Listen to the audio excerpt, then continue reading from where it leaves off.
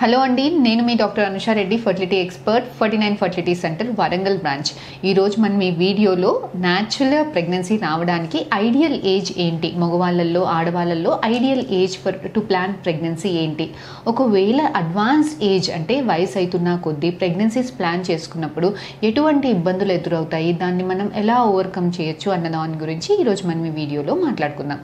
So first females గురించి మాట్లాడుకున్నట్టయితే, ఆడవాళ్ళల్లో పుట్టుకతోటే పలానా అమ్మాయికి ఇన్ని ఎగ్స్ అనేసి డిసైడ్ అయిపోయి ఉంటుంది. పెద్ద మనిషి అయినప్పటి నుంచి నెలసరి పీరియడ్స్ వస్తున్నప్పటి నుంచి కూడా నెల 8 ఎగ్స్ 10 ఎగ్స్ అనేవి రిలీజ్ అవుతాయి అనేది ఒక బ్యాచ్ లాగా రిక్రూట్ అవుతాయి. అందులో నుంచి 16 ఎగ్స్ నుంచి 20 ఎగ్స్ రిక్రూట్ అయినప్పుడు అందులో నుంచి ఏదో ఒక ఎగ్ పెరిగి రిలీజ్ అయ్యి ఒకవేళ ప్రెగ్నెన్సీ ఉంటే ప్రెగ్నెన్సీ వస్తుంది, లేదు అంటే పీరియడ్ వస్తుంది. సో ఒకవేళ మనకి ప్రెగ్నెన్సీ వచ్చినా రాకపోయినా ఆ మంత్లో రిక్రూట్ అయిన ఎగ్స్ అనేవి చనిపోతాయి. సో నెల ఒక 20 ఎగ్స్ బయటికి వస్తాయి, రిలీజ్ అవుతాయి, చనిపోతూ ఉంటాయి. సో ఆడవాళ్ళల్లో ఇలా ఎగ్స్ అనేవి నెల తగ్గుతూ ఉంటాయి. సో వయసు అవుతున్న కొద్దీ ఎగ్ నెంబర్ అనేది తగ్గుతుంటుంది. సో ఫర్టిలిటీ అనేది పీక్ 20 to 30 ఇయర్స్ మధ్యలో ఫర్టిలిటీ ఆడవాళ్ళలో ఫర్టిలిటీ పీక్ స్టేజ్లో ఉంటుందండి. సో ఈ టైంలో ప్రెగ్నెన్సీస్ ప్లాన్ చేసుకున్నప్పుడు మనకి న్యాచురల్గా ప్రెగ్నెన్సీ రావడానికి స్కోప్ అనేది ఎక్కువ ఉంటుంది. ఎందుకంటే ఫర్టిలిటీ బాగుంటుంది, ఎగ్ క్వాలిటీ బాగుంటుంది, టైంకి రిలీజ్ అవుతుంది. అలాంటి ఎగ్ తోటి ప్రెగ్నెన్సీ వచ్చినప్పుడు ప్రెగ్నెన్సీ త్వరగా వచ్చేదానికి ఛాన్సెస్ ఉంటుంది, అబోర్షన్ అయ్యేదానికి స్కోప్ తక్కువగా ఉంటుంది. కాకపోతే ఎప్పుడైతే ఆడవాళ్ళ వయసు పెరుగుతూ ఉంటుందో, 30 ఇయర్స్ దాటుతూ ఉంటుందో, సో ఏజ్ వల్ల ఎగ్స్ మీద ప్రభావం అనేది స్టార్ట్ అవుతుంది.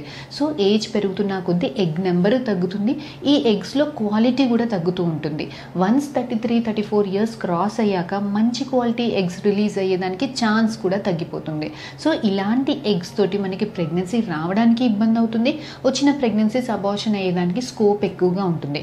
అబార్షన్ అయ్యేదానికి మనకి బేబీ అనామలస్ బేబీ అంటే వికలాంగుల్లాగా పుట్టడానికి, లేదు అంటే తెలివి తక్కువగా ఉండే బేబీస్ పుట్టేదానికి స్కోప్, జెనెటిక్ అబ్నార్మాలిటీస్ ఉండేదానికి స్కోప్ ఎక్కువగా ఉంటుంది. అంటే ఆడవాళ్ళలో వాళ్ళకి జెనెటిక్ ప్రాబ్లమ్స్ లేకపోయినా కూడా ఏజ్ పెరుగుతున్న కొద్దీ మంచి క్వాలిటీ ఎగ్స్ రిలీజ్ అయ్యేదానికి స్కోప్ తగ్గుతుంది. కాబట్టి anomalous eggs, abnormal eggs release అవుతుంటాయి. కాబట్టి అలాంటి ఎగ్స్ తోటి ప్రెగ్నెన్సీ రావడానికి ఛాన్సెస్ తగ్గుతుంటుంది. ఇలాంటి అబ్నార్మల్ ఈవెంట్స్, అబార్షన్స్కి, అబ్నార్మల్ బేబీస్కి, ఎడ్డు పిల్లలు పుట్టేదానికి స్కోప్ అనేది ఎక్కువగా ఉంటుంది. ఈ వయసు ప్రభావం ఆడవాళ్ళలో 33-35 ఇయర్స్కి స్టార్ట్ అయినప్పుడు మగవాళ్ళల్లో మాత్రం 40 ఇయర్స్కి స్టార్ట్ అవుతుంది. సో మగవాళ్ళు ఏమనుకుంటారు, వయసుతో పాటు వయసు మా మీద ప్రభావం ఏమీ చూపెట్టదు, any age they can be fertile అని అనుకుంటారు. కాకపోతే ఆడవాళ్ళకి ఎలా అయితే 30 ఇయర్స్ దాటిన తర్వాత ఇవన్నీ మొదలవుతాయో ప్రాబ్లమ్స్, మగవాళ్ళలో 40 ఇయర్స్ దాటిన తర్వాత ఈ చేంజెస్ అన్నీ చూస్తాం. సో 40 ఇయర్స్ దాటిన తర్వాత స్పర్మ్ నెంబర్ కదలికలు నార్మల్గా ఉన్నా, రిపోర్ట్ నార్మల్గా ఉన్నా కూడా క్వాలిటీ తగ్గడం వల్ల, జెనెటిక్ మెటీరియల్ ఫ్రాగ్మెంటేషన్ ఎక్కువగా ఉండడం వల్ల ఇలాంటి స్పర్మ్స్ తోటి ప్రెగ్నెన్సీ రావడానికి ఛాన్సెస్ తక్కువ ఉంటుంది. ఇందాక మాట్లాడుకున్నట్టు అబార్షన్స్ అయ్యేదానికి, అబ్నార్మల్ బేబీస్ పుట్టేదానికి ఛాన్సెస్ ఎక్కువగా ఉంటుంది. So ideal age to plan pregnancy in a female is 25 to 30 years మధ్యలో ప్రెగ్నెన్సీ ప్లాన్ చేసుకోవడం ఈజ్ వెరీ ఐడియల్ అండి. అట్లీస్ట్ ఫస్ట్ ప్రెగ్నెన్సీ మాత్రం 30 ఇయర్స్ లోపల ప్లాన్ చేసుకోవడానికి, సెకండ్ ప్రెగ్నెన్సీ 35 ఇయర్స్ లోపల ప్లాన్ చేసుకోవడానికి ట్రై చేయాలి. కాకపోతే ఇవాళ రేపు ఆడవాళ్ళు కూడా మగవాళ్ళతోటి ఈక్వల్గా చదువుకోవడంలో కానీ, చదువుకున్నాక కూడా హయ్యర్ ఎడ్యుకేషన్స్ చేయాలి అని అనుకుంటున్నారు, జాబ్ రావాలి, జాబ్లో కూడా సెటిల్ అవ్వాలి, సెటిల్ అయ్యాకనే ప్రెగ్నెన్సీస్ ప్లాన్ చేసుకోవాలి అని అనుకుంటున్నారు. ఈ క్రమంలో వయసు అవుతున్న కొద్దీ మనకి ఎగ్ ఫర్టిలిటీ అనేది తగ్గిపోతుంది కదా. సో తర్వాత వాళ్ళు ప్రెగ్నెన్సీస్ ఎప్పుడు ప్లాన్ చేస్తున్నారు అంటే వాళ్ళ ఫర్టిలిటీ తగ్గుతున్న స్టేజ్లో ప్రెగ్నెన్సీస్ ప్లాన్ చేసుకోవడం వల్ల ఇలాంటి ఫర్టిలిటీ స్పెషలిస్ట్ అవసరం పడేది ఎక్కువగా, అంటే ట్రీట్మెంట్స్ అవసరం పడేదానికి స్కోప్ ఎక్కువగా ఉంటుంది. సో ఇలాంటిది అవాయిడ్ చేయాలి అని అంటే మరి ఏం చేయాలి అని అంటే, మీరు ఒకవేళ 30 ఇయర్స్ లోపల ప్రెగ్నెన్సీ ప్లాన్ చేసుకోవడం వీలు అవ్వట్లేదు అని అంటే ఒకసారి మీ ఫర్టిలిటీ డాక్టర్స్ని కన్సల్ట్ అవ్వండి. కన్సల్ట్ అవ్వి మీ ఎగ్ రిజర్వ్ ఎంత ఉంది అన్నది ఒకసారి చెక్ చేసుకోండి. ఎగ్ రిజర్వ్ బాగుంది. ఎగ్ రిజర్వ్ ఎలా చెక్ చేసుకోవాలి, పీరియడ్ వచ్చిన సెకండ్ డే స్కాన్ చేసి ఎన్ని ఎగ్స్ ఉన్నాయి అన్నది మీ డాక్టర్ మీకు చెప్తారు. అలా కాకుండా బ్లడ్లో AMH టెస్ట్ వల్ల కూడా మనకి ఎగ్ రిజర్వ్ ఎంత ఉంది అన్నది మనకి ఐడియా వస్తుంది. సో ఈ AMH టెస్ట్ అనేది 3 కన్నా ఎక్కువగా ఉంది అని అంటే you can postpone your your pregnancy till 3 years 2-3 years తర్వాత కూడా ప్రెగ్నెన్సీస్ ఈజీగా పోస్ట్పోన్ చేసుకోవచ్చు. లేదు ఎగ్ రిజర్వ్ 2-3 మధ్యలో ఉంది అని అంటే నాట్ మోర్ దెన్ 1 ఇయర్ అండి. AMH అనేది 1.5 to 2 మధ్యలో ఉందంటే please don't postpone your pregnancies అండి.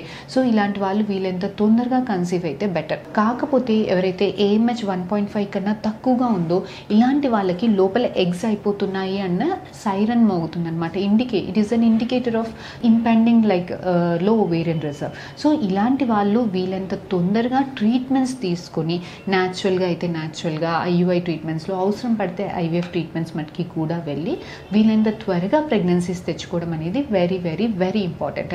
కాకపోతే కొంతమందికి డిఫరెంట్ సోషల్ ఇష్యూస్ వల్ల కావచ్చు, జాబ్ ఇష్యూస్ వల్ల కావచ్చు, మేబీ డివోర్సెస్ అయి ఉండొచ్చు, సింగిల్ ఉమెన్ అయి ఉండొచ్చు. సో ఇలాంటి వాళ్ళల్లో మరి ప్రెగ్నెన్సీస్ ప్లాన్ చేసుకోవాలని లేకపోయినప్పుడు వీళ్ళకి మరి ఎలా చేసుకోవాలి అని అంటే వీళ్ళల్లో సోషల్ ఎగ్ ఫ్రీజింగ్ అనే ఒక టెక్నిక్ ఉంటుందండి. సో ఏంటి ఈ సోషల్ ఎగ్ ఫ్రీజింగ్ అని అంటే, సో ఆడవాళ్ళకి ఏజ్ అవుతున్న కొద్దీ ఫర్టిలిటీ తగ్గుతుంది కాబట్టి 28-30 ఇయర్స్ అయినా ప్రెగ్నెన్సీస్ ప్లాన్ చేసుకోవాలని లేదు, మ్యారేజ్ చేసుకోవాలని లేదు, when you're not ready to get marriage or child bearing, then you can ఏం చేయొచ్చు అంటే వీళ్ళకి IVF పద్ధతి ద్వారా ఎగ్స్ అన్నిటినీ పెరిగేలాగా ఇంజెక్షన్స్ ఇచ్చి ఎగ్స్ని బయటికి తీసి ప్రిజర్వ్ చేసుకోవచ్చు. సో ఇలాంటి వాళ్ళు రేపు పెళ్లి చేసుకున్నప్పుడు లేదంటే రేపు ప్రెగ్నెన్సీ ప్లాన్ చేసుకోవాలి అని అనుకున్నప్పుడు వాళ్ళ పార్ట్నర్ స్పర్మ్ తోటి మిక్స్ చేసుకొని ఎంబ్రియో బేబీని తయారు చేసుకొని వాళ్ళ యూట్రస్ లోపల మనం ఇంప్లాంట్ చేసినప్పుడు వాళ్ళ ఎగ్స్ తోటి వాళ్ళకి కన్సీవ్ అయ్యడానికి స్కోప్ అనేది చాలా చాలా చాలా ఎక్కువ ఉంటుందండి. సో ఏజ్ అవుతున్న కొద్దీ if you are not ready to plan pregnancy, try to preserve your eggs. So ఈ ఫర్టిలిటీ ప్రిజర్వేషన్ అనేది, సోషల్ ఎగ్ ప్రిజర్వేషన్ అనేది మనకి ఇలాంటి ఫీమేల్స్లో చాలా చాలా చాలా is very helpful for all the females who want to postpone their pregnancies. So దీని గురించి మీకు ఇంకా ఏమైనా డౌట్స్ ఉంటే please to contact us. We will definitely get back to you అండి. Thank you.